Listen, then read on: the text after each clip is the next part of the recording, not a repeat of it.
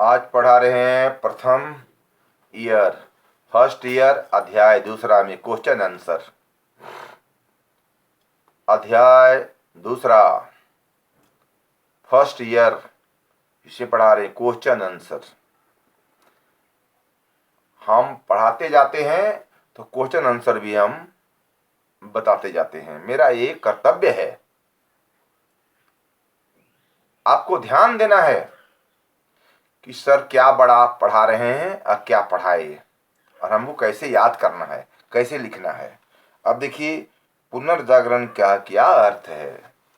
पुनर्जागरण का क्या अर्थ है? क्वेश्चन है, आंसर होगा शाब्दिक अर्थ में, शाब्दिक भाषा में पुनर्जागरण का अर्थ है फिर से जागना। जैसे किसी खोया हुआ चीज को प्राप्त करना, पुनर्जागरण, पुनः जीवित करना। कोई चीज मरी हुई है, कोई हमारी संस्था को हम बंद कर दिए हैं, उसको हम पुनः जीवित करते हैं। पुनर्जागरण का क्या अर्थ है? शाब्दिक भाषा में, शाब्दिक अर्थ में पुनर्जागरण का अर्थ यह है कि फिर से जागना, फिर से किसी चीज का उद्भव होना, शुरुआत होना। ठेठ भाषा में बीता हुआ चीज को याद करना, चाहे कोई हमारा खोया हुआ चीज को, दबा हुआ चीज को उजागर करना। शाब्दिक अर्थ में पुनर्जागरण का अर्थ है फिर से जागना, पुनः उभरता हुआ आगे बढ़ना, जागना, है ना। अब देखिएगा, समासशास्त्र के उद्भव से संबंधित दशाएं कौन कौन सी हैं। अब देखिए, समासशास्त्र तुलनात्मक रूप से एक नया विज्ञान है। क्या है? एक नया साइंस है। इसका उद्भव तथा विकास यूरोप ने कुछ विशेष दशाओं के फलस्वरूप हुआ। इससे तीन दशाएं प्रमुख हैं, इनमें तीन दशाएं हैं प्रमुख: पुनर्जागरण, फ्रांस की क्रांति तथा इंग्लैंड की औद्योगिक क्रांति। पुनर्जागरण के फलस्वरूप इन विचारों को महत्व दिया मिला। दो धर्मनिरपेक्ष, समाजवादी और तार्किक है। फ्रांस की क्रांति में व्यक्तिगत सहायता और स्वतंत्रता और सामाजिक जागरूकता को बढ़ाकर एक नए समाज के निर्माण की जरूरत पर जोर दिया, है ना। जहाँ इंग्लैंड की औद्योगिक क्रांति में होने वाली आर्थिक परिवर्तन के फलस्वरूप सामाजिक व्यवस्था को एक नया रूप देने की जरूरत पड़ी। इसी दशाओं से पूरे सामाजिक जीवन का अध्ययन करने के लिए एक नए सामाजिक विज्ञान को विकसित करने की जरूरत महसूस की जाने लगी। एक नया साइंस, एक नया विज्ञान को शुरुआत करने की जरूरत पड़ने लगी और इसको विकास के रास्ते में लाया गया। समाजशास्त्र का हमारे देश बहुत ही उपयोगिता है, महत्व है, इंपॉर्टेंट है। यूरोप के पश्चिमी देश समाजशास्त्र की शुरुआत हुई थी।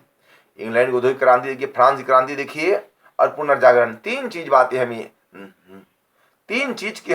तीन चीज हमें दर्शाती है: पुनर्जागरण, फ्रांस की क्रांति और इंग्लैंड की औद्योगिक क्रांति। आप गौर कीजिए, याद कीजिए, एग्जाम में आएगा इंग्लैंड की औद्योगिक क्रांति से क्या समझते हैं, फिर क्वेश्चन आएगा फ्रांस की क्रांति से क्या समझते हैं, फिर क्वेश्चन आएगा पुनर्जागरण क्या अर्थ है, कोई परिभाषा लिखिए, क्या समझते हैं, व्याख्या कीजिए, कुछ भी आंसर क्वेश्चन आएगा। आपको ध्यान देना है कि सर क्या पढ़ाए हैं, क्या लिखना है। आपको जो चीज मांगता है क्वेश्चन, वही चीज का उत्तर देना है, आपको नंबर मिलेगी, सॉलिड आपको नंबर। अगला देखिए, पश्चिम में समाजशास्त्र का उद्भव एवं विकास कैसे हुआ, है ना।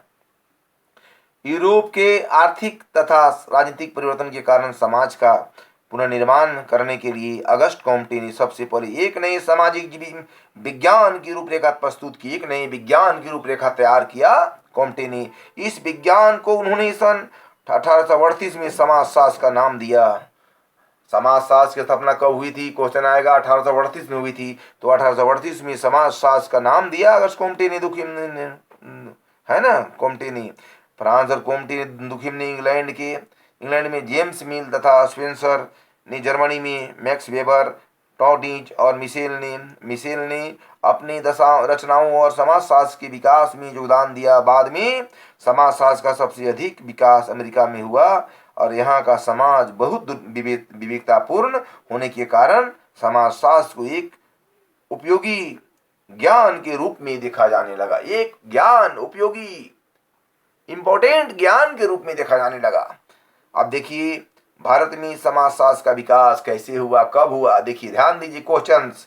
तो भारत में समाजशास्त्र विषयों का इतिहास बहुत प्राचीन है, पुराना है, लिखिएगा। लेकिन पुराने सामाजिक विचार धर्म और दर्शन का पर आधारित होने के कारण समाजशास्त्री नहीं नहीं कहे जा सकते। आधुनिक समाजशास्त्र का विकास सन 1919 से शुरू हुआ। इसी पहले सन 1919 में बम्बई विश्वविद्यालय में समाजशास्त्र विभाग की स्थापना हुई। और भारत यानी शुरुआत आएगा, क्वेश्चन आएगा कि मुंबई में समाजशास्त्र की शुरुआत कब हुई थी, 1919 का स्थापना कब हुई थी, लिखिएगा। मुंबई में समाजशास्त्र की स्थापना 1919 ईस्वी में हुई थी। भारत में समाजशास्त्र का वास्तविक विकास स्थापना के बाद हुआ। आज लगभग सभी विश्वविद्यालयों में समाजशास्त्र ज्ञान की पढ़ाई एक उपयोगी संस्था के रूप में हो रही है। हर एक विश्वविद्यालय में समाजशास्त्र की पढ़ाई हो रही है। देखिएगा दुनिया में समाज के बारे जानना बहुत मोस्ट इंपॉर्टेंट है। समाज के बिना अधूरा है, हमारी कल्पना नहीं की जा सकती है। ध्यान दीजिएगा बात को आप, है ना। तो हमें समाज के बारे में, समाज के ज्ञान के बारे में, समाज को आगे बढ़ाने के बारे में, समाज डेवलपमेंट के बारे में, समाज को अग्रसर आगे बढ़ने के रास्ते में अच्छे गुण को ग्रहण करना चाहिए, अवगुण को हटा देना चाहिए। हर जगह देखते हैं अवगुण को हटा दीजिए और गुण को ग्रहण कीजिए। कहीं पर ध्यान दीजिएगा, कोई कुछ भी गलत बोले लेकिन आप उसको अलग हटा दीजिए और गुण को ग्रहण कीजिए। गुना सर्वत्र पूज्यन्ति विद्यादाति विनयम, विनय की पूजा गुण की, रूप की पूजा नहीं होती, गुण की पूजा होती है। ध्यान दीजिएगा, तो गुण को ग्रहण कीजिए। गुरु शिक्षा देती है, स्टूडेंट को गुण को ग्रहण करना चाहिए, यानी गंदा को हटा दीजिए और अच्छा चीज को ग्रहण कीजिए। ध्यान मत दीजिए गंदे चीज में, समझे बात को आप। अगर आपको आगे बढ़ना है एक अच्छे स्टूडेंट के नाते, देश के भविष्य में आप ही अभी हैं होनहार, समझ रहे हैं। अगला देखिए, भारत में समाजशास्त्र की उपयोगिता क्या है, क्वेश्चन आएगा, लिखिएगा।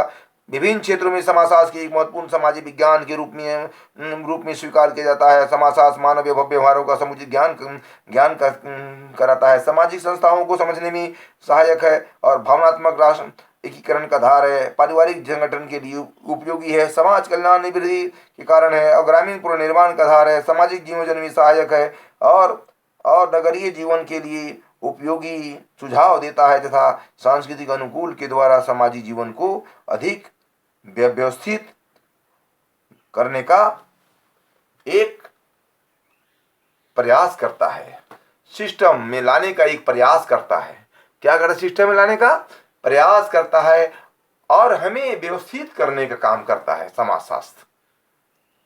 हमारे समाजशास्त्र से समाज के जितने भी टुकड़े टुकड़े बटे हुए हैं उन्हें भी यह सीख लेनी चाहिए समाज से, अपने परिवार से, अपने देश से, राज्य से,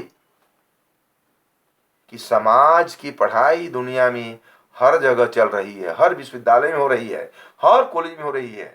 हमें समाज के बारे ही गुण, और समाज के बिना हम अधूरा हैं, समाज के बिना हम आगे नहीं बढ़ सकते हैं। समाज से ही सब कुछ सीखते हैं, बात समझ रहे हैं। तो समाज को हमको महत्व देना है, इंपॉर्टेंट देना है ना। समाज को हमको ध्यान देना है। अभी क्वेश्चन आएगा, समाजशास्त्र के जनक किसे कहा जाता है? What is father in sociology, यानी समाजशास्त्र के पिता किसे कहा जाता है? आंसर होगा समाजशास्त्र के पिता अगस्ट कोम्टे को कहा जाता है, father in sociology. Father in sociology यानी समाजशास्त्र के पिता किसे कहा जाता है? समाजशास्त्र के अगस्ट कोम्टे को कहा जाता है, फादर इन सोशियोलॉजी। ध्यान दीजिएगा।